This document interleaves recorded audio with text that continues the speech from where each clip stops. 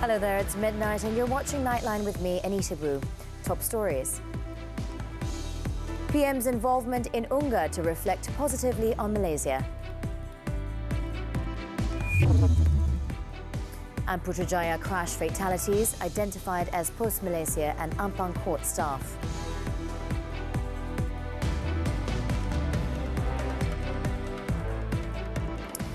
We begin with our headlining story.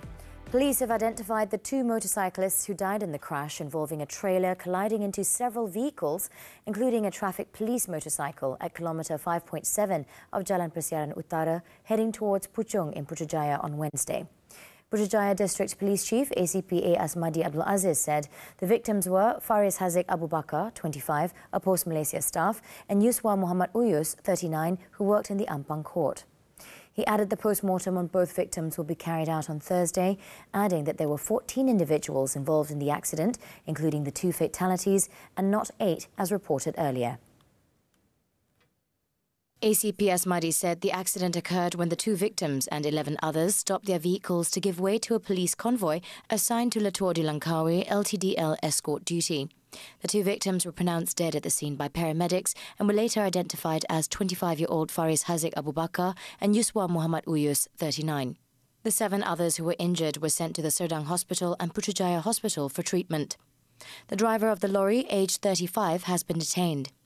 According to ACP Asmadi, further investigation is being conducted to identify the cause of the accident and to ascertain whether it was due to driver negligence or a technical issue. The case is being investigated under Section 41, Subsection 1 of the Road Transport Act. Prime Minister Datuk Seri Anwar Ibrahim's participation in the 78th United Nations General Assembly, UNGA in New York, will have a positive effect on the overall involvement of Malaysia in the largest assembly in the world. Foreign Minister Datuk Seri Zamri Abdul Kadir said the matter was apparent as many leaders have voiced their inclination towards Malaysia, with many requests for a meeting to be arranged with the Prime Minister. Mereka juga bertanya tentang keberadaan yang amat berhormat Perdana Menteri di sini dan mereka mohon sama ada kesempatan untuk mengadakan pertemuan ataupun ada ruang dapat bertemu sama ada secara rasmi ataupun ketika persidangan UNGA berjalan. Jadi kita kata insya-Allah kita cuba dapatkan ruang bagaimana untuk kita adakan pertemuan-pertemuan tidak. Zamri said a tight schedule awaits the Prime Minister during his visit, starting with a bilateral meeting with Turkish President Recep Tayyip Erdogan to discuss issues related to the Islamic world. A joint statement is also expected to be issued after the meeting. This will be followed by bilateral meetings with the President of Iran, Syed Ibrahim Raisi, and the President of Sri Lanka, Ranil Wickremesinghe. On Thursday, Anwar is scheduled to participate in a roundtable discussion with Fortune 500 companies, as well as meetings with entrepreneurs and potential new investors before delivering Malaysia's national statement at the general debate on Friday. In the meantime, Datuk Seri Anwar Ibrahim has arrived in New York to join other world leaders at the 78th session of the United Nations General Assembly, UNGA. The aircraft-carrying Prime Minister, who left for New York on Tuesday, landed at the Westchester County Airport, New York, at 10:35 a.m. local time or 10:35 p.m. Malaysian time on Wednesday. Anwar, his wife Datuk Seri Dr. Wan Azizah Wan Ismail and other members of the Malaysian delegation were received by Foreign Minister Datuk Seri Zamri Abdul Kadir and Permanent Representative to the United Nations Datuk Ahmad Faizal Muhammad. The Prime Minister is scheduled to deliver Malaysia's national statement at the general debate at the UN headquarters on Friday. Anwar's itinerary includes a bilateral meeting with Turkey President Recep Tayyip Erdogan and meetings with leaders from Iran, Sri Lanka, Thailand and Iraq.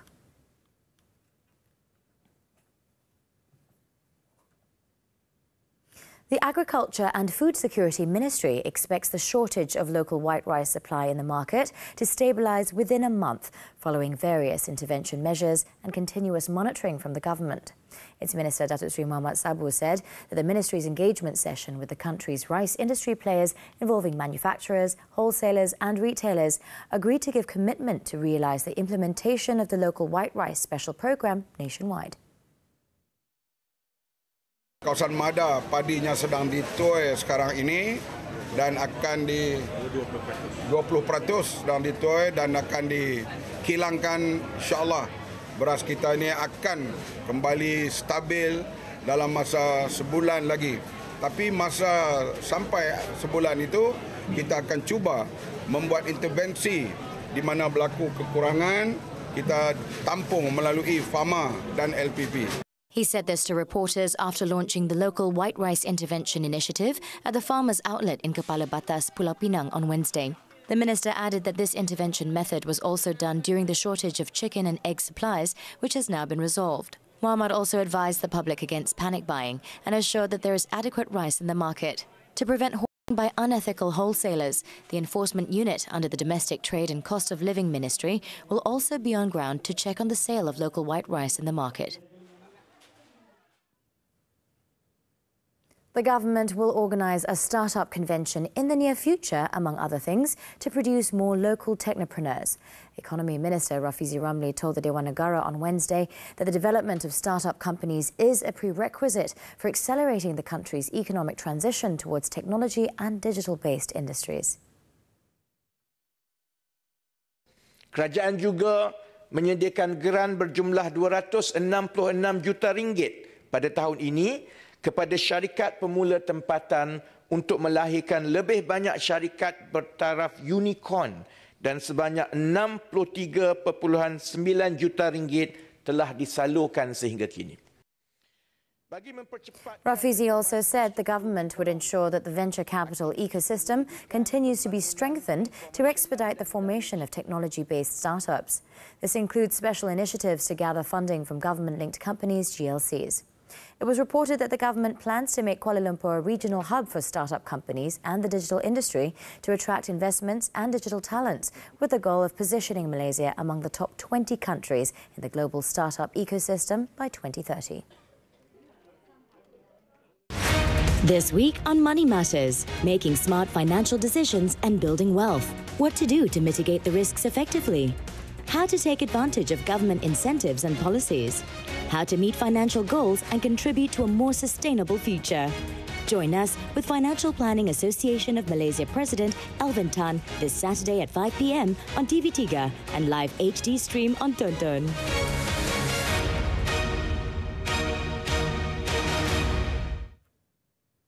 Back to the bulletin. Nearly 5 years have passed since Malaysia introduced a sugar tax aimed at encouraging healthier lifestyles. But with many still reaching for sodas to quench their thirst, the question is whether the sugar tax is enough. FMT's Natasha Bust has the report. There's nothing more refreshing than an ice-cold drink on a sunny Malaysian day. For many, cracking open a can of soda is a great way to beat the heat. But too much of even the best-tasting drink can be bad for you, especially when it's loaded with sugar. It's no surprise that Malaysia's love for all things sweet, including our beverages, has come at a cost. 1 in 5 Malaysians, roughly 3.9 million people, live with diabetes, according to the 2019 National Health and Mobility Survey. What's scarier is that half aren't even aware they have diabetes, which is among the top causes of death in Malaysia. So what can be done to solve the problem? Well, one thing the government has done was introducing a sugar tax in 2019, targeting beverages with more than 5 grams of sugar per 100 milliliters. But has it worked? Former Deputy Health Minister Lee Boon Chye says it's too soon to tell. I think it's a bit too early for us to look at the data and analyze, because for that, most of the public health measure will take a long time for us to really realize the effect. But I think we can see at other countries which have imposed this soda tax, like Chile, like Hungary, Mexico. I think they've done studies and show that actually by imposing such a soda tax, the consumption of those certain beverages actually reduced.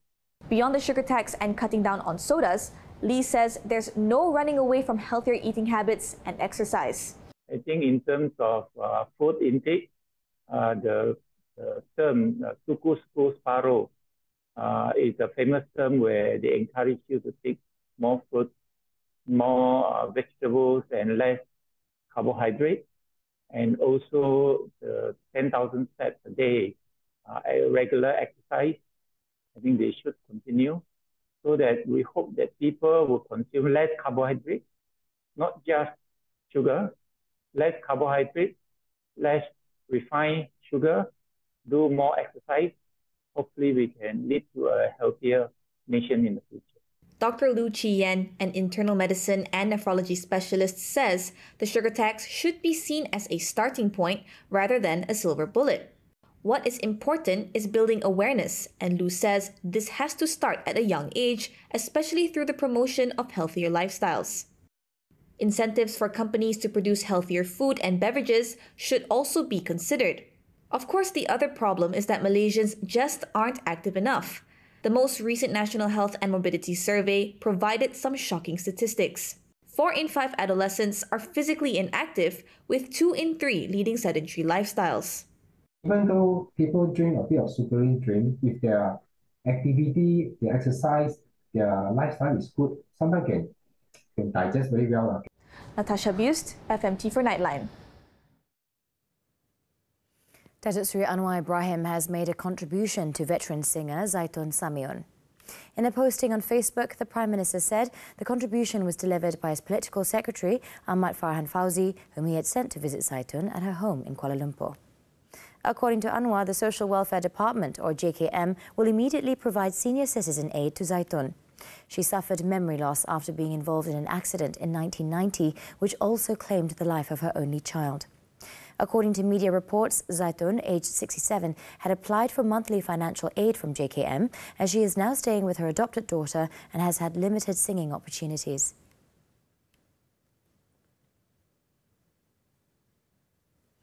Barisan Nasional BN is confident of defending the Pelangai state seat, which has been the party's stronghold in Pahang.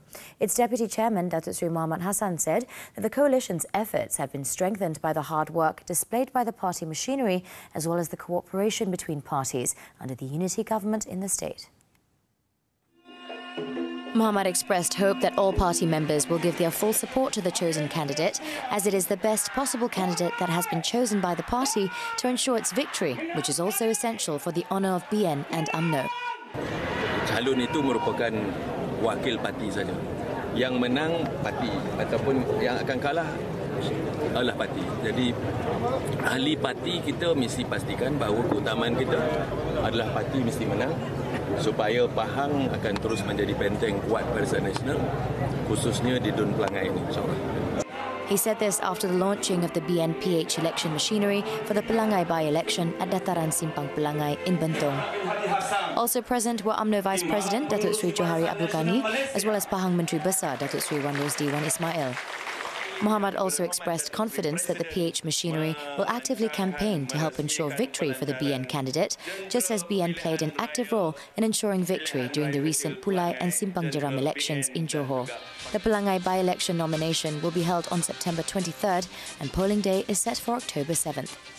The Pelangai state seat fell vacant following the death of its incumbent, Datuk Seri Johari Harun, in a plane crash in Bandar Elmina, Shah Alam on August 17th.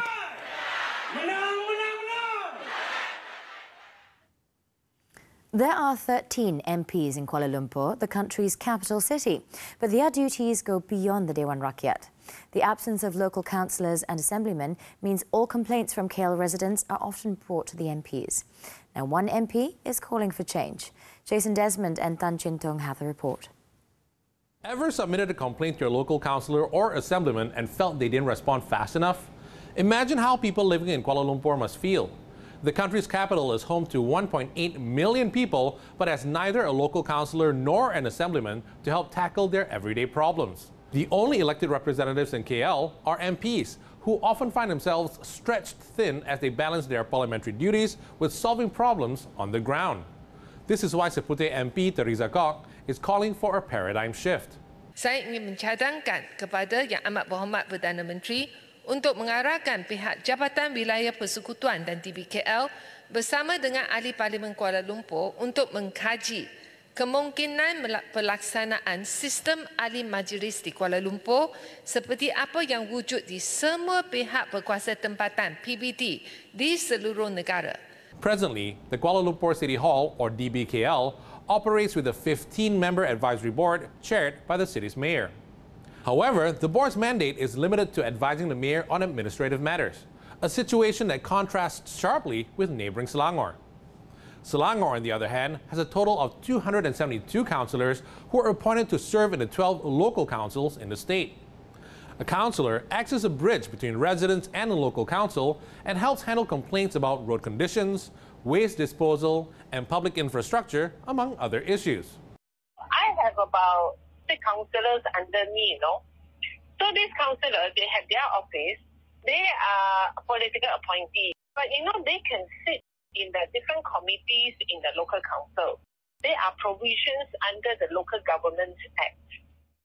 While KL's MPs have monthly meetings with the mayor and senior DBKL officials, Kok believes there is room for improvement. In KL, we only have MPs. We don't have state. We also don't have local councillors. That's why the MPs have to work extra hard to serve the constituents. But if we can have councillors, it will help to shoulder the burden of the Wakil Rakyat of KL. And also there is a way to monitor the operation of DBKL. Kok's proposal is backed by Selangor Executive Councillor Ng Zehan.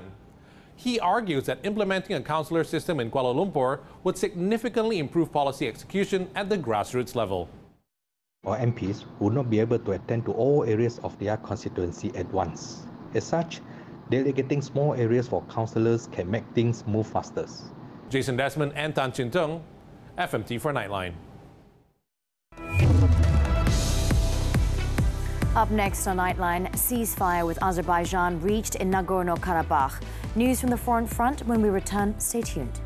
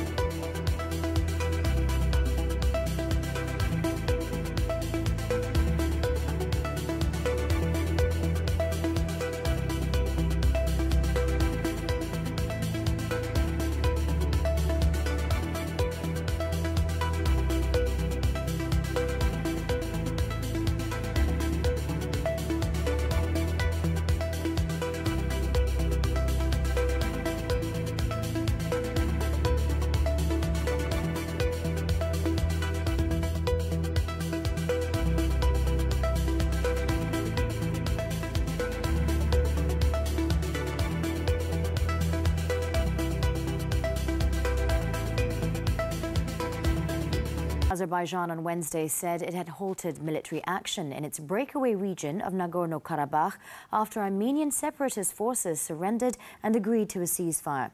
Under the agreement confirmed by both sides and effective from 1 p.m. local time on Wednesday, separatist forces will disband and disarm, while talks on the future of the region and the ethnic Armenians who live there will start on Thursday. On Tuesday, Azerbaijan launched a military operation in the disputed territory in an attempt to bring the breakaway region to heel, killing close to 100 people and injuring hundreds of others. Azerbaijan claimed that it planned to integrate the area's 120,000 ethnic Armenians and that their rights would be protected under the constitution. Some Armenians, however, have accused Azerbaijan of trying to ethnically cleanse the territory, which is something Baku has denied. Karabakh, a mountainous area in the volatile wider South Caucasus region, is internationally recognized as Azerbaijani territory, but part of it has been run by separatist Armenian authorities who claim the area as their ancestral homeland.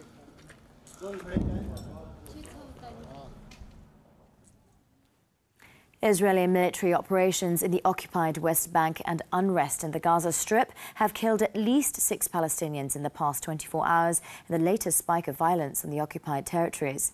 Palestinian officials on Wednesday said 4 men were killed in a late-night military raid of Jenin refugee camp, in which some 30 people were also injured. The fifth victim, a young Palestinian man, was killed during an Israeli raid in Jericho on Wednesday morning, while the sixth was killed during violent demonstrations on Tuesday evening near the Gaza-Israel separation fence. The Zionist regime claimed that its troops opened fire at a Palestinian who was throwing explosives at them while they were on an overnight arrest raid in the refugee camp of Aqaba Jabr. The bloodshed in Jenin was the latest in an upsurge in violence in the West Bank, where Israeli military has been carrying out deadly raids over the past year and a half.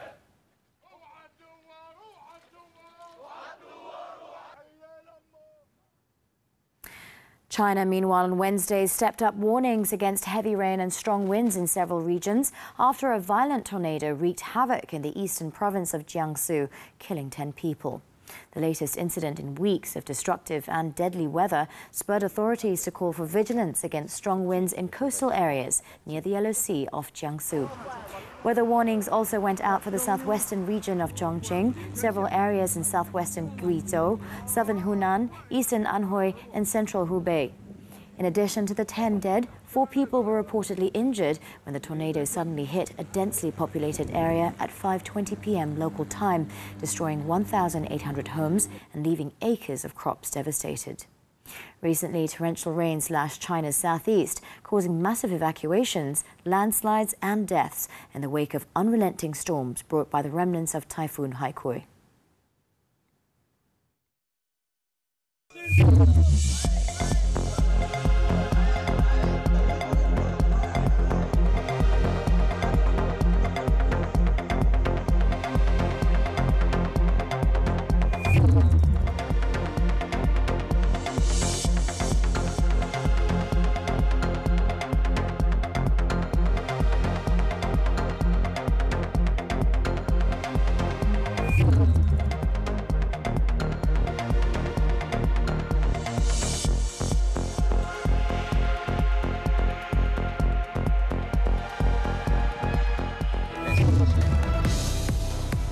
No pocket rocket man in Hangzhou. Sports right after this breather. Don't go away.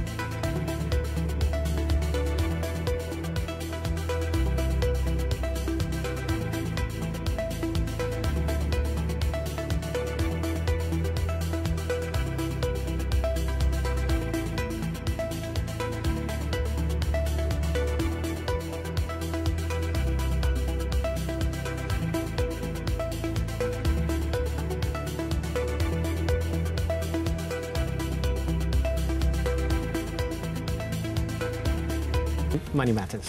Money Matters is going to be back after the break. Don't go away, because Money Matters will be back shortly. For the past half an hour, you've been with us on Money Matters. I'm Zahir Kelvin Ong Abdullah, and this is Money Matters.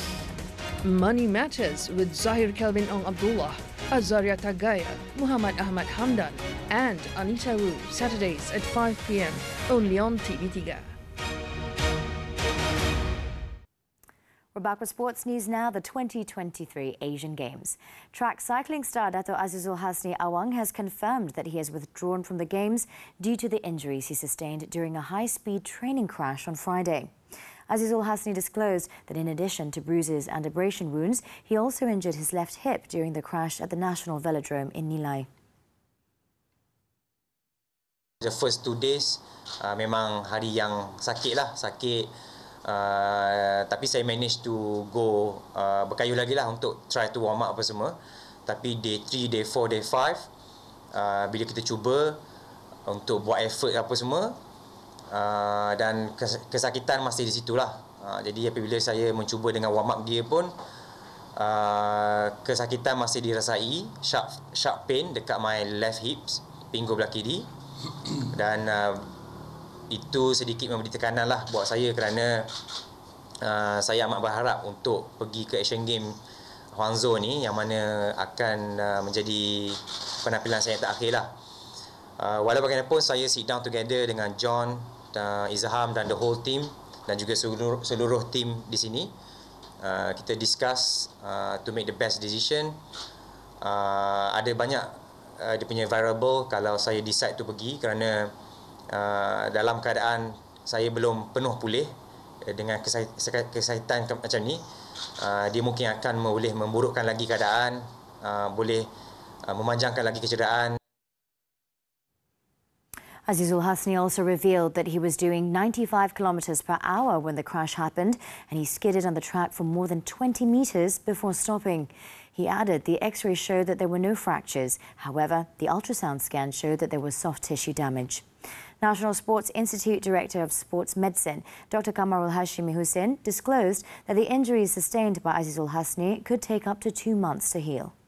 Due to Azizul Hasni's withdrawal, Fadil Zunis will take up the pocket rocketman spot in the Kirin event in Hangzhou, while Ridwan Sarom will fill in for the individual sprint event.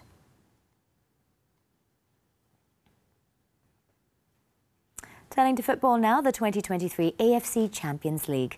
Al Nassr started the group stage on a high note as they claimed a comfortable 2-0 win over 10-man Persepolis.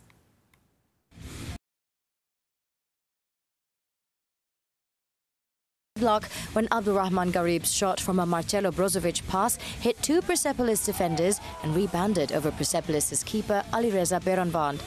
The visitors doubled the advantage 10 minutes later as Mohammad Qasem Al-Nakhli beat Alireza at his near post after being played through by Garib. The scoreline remained till the final whistle, giving Al Nassr the 3 points to the top of Group E.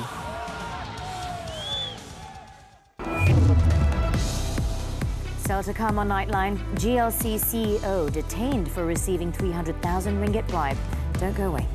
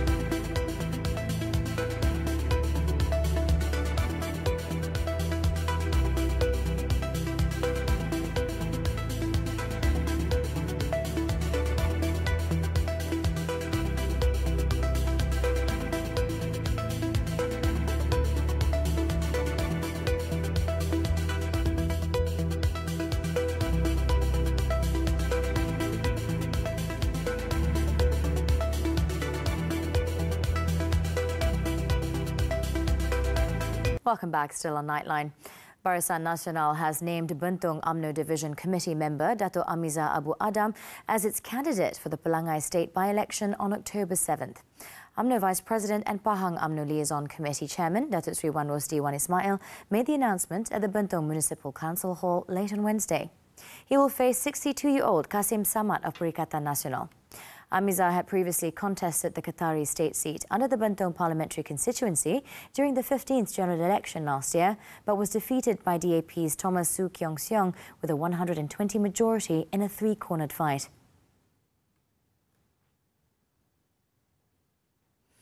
Three people were killed after the double-decker express bus they were travelling in crashed at kilometre 81 of Jalan Lipis Merapoh near Kampung Kubang Rusa in the wee hours of Wednesday. The deceased were identified as the bus driver, 63-year-old Abdul Aziz Dawood, and two passengers, Shukri Matno, aged 55, and Bangladeshi national Hussein Kamal, aged 41. Lipis District Police Chief Superintendent Azli Muhammad Noor said the accident occurred at 1:50 a.m. when the bus carrying 18 passengers was travelling from Kota Baru, Kelantan to Kuala Lumpur. The driver is believed to have lost control of the vehicle while navigating a corner before it skidded and landed on its side. 6 other passengers and the bus's second driver were injured in the accident. Azli said initial investigations revealed that no other vehicles were involved and that the accident was caused by the bus driver's negligence in failing to control the steering wheel. The case is being investigated under Section 41, Subsection 1 of the Road Transport Act for dangerous driving resulting in fatality.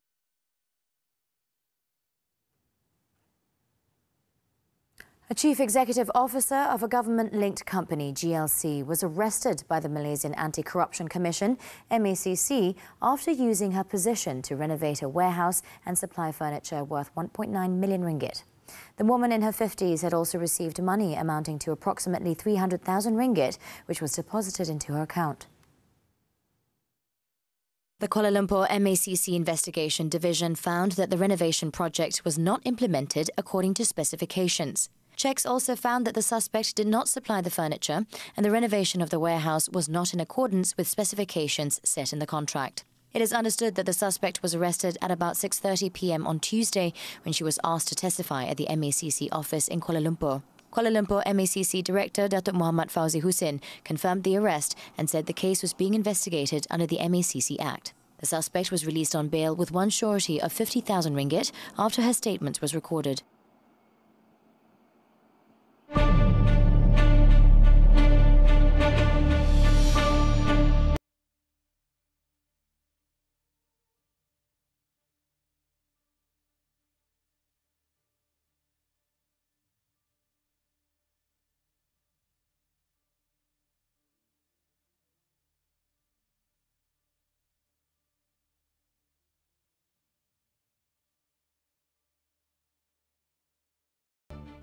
As Nightline draws to a close this time around, let's take a look as high school students in Argentina piece together a massive mural of football superstar Lionel Messi out of 90,000 recycled plastic bottle caps.